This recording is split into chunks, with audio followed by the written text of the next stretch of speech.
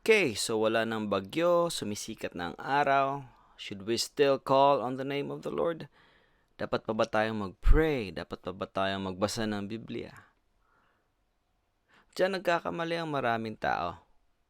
They think that our God is just like a lifeline. Parang lifeguard. Na tsaka mo lang tatawagin kung may kailangan ka. Tsaka mo lang kakailanganin kung naghihirap ka na sa buhay.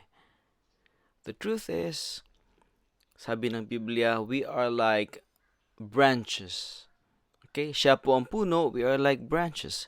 If we want to survive, if we want to have a good life, we need to stay connected to the branch every day, every hour, or else we will die by ourselves.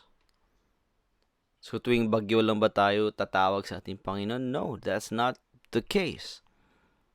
Dapat tumawag tayo sa ating Panginoon every day, every hour, every moment of our lives. We need Him all the time. Let me say that again. We need Him all the time. Kailangan natin ang Diyos sa lahat ng oras, sa lahat ng panahon.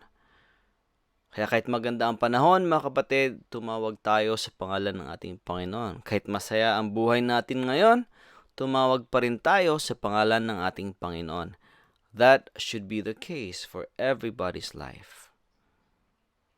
Hanggang sa muli, God bless you all, mga kapatid.